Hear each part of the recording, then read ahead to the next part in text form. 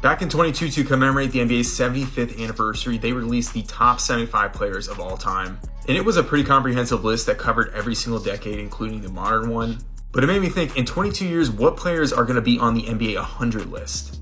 The first two selections should have been on the NBA 75 list. It's inexcusable. Tracy McGrady, one of the greatest scorers in NBA history. He was competing with Kobe to be the best shooting guard in the NBA for half a decade. And Dwight Howard, who was probably the best center in the NBA for almost a decade straight. Multiple-time Defensive Player of the Year, and even has his own ring. The next set of players were in the middle of their career when the list was released. Kyrie should easily be on this list. Same with Nikola Jokic, who has a chance of being the greatest player of all time. 3 MVPs by himself makes him guaranteed. Luka Doncic, who already has 5 first-team All-NBAs. He'll probably have a couple MVPs at the time of this. Joel Embiid, who actually won an MVP already, 100% will be on this list. So will Jason Tatum, who will have a couple titles at this point, maybe even an MVP.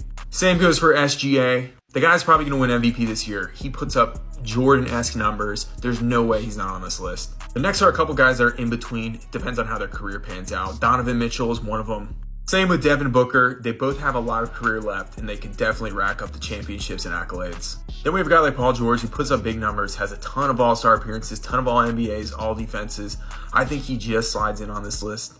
And then, of course, there's the new era, Anthony Edwards. He'll probably be on this list. Wemby, I just think there's no way he's not on this list, to be honest. And I'm going to call it right now. I think Cooper Flagg is going to be on this list. Remember, we have to predict into the future how these players are going to perform, and I think he's going to be an NBA Hall of Famer.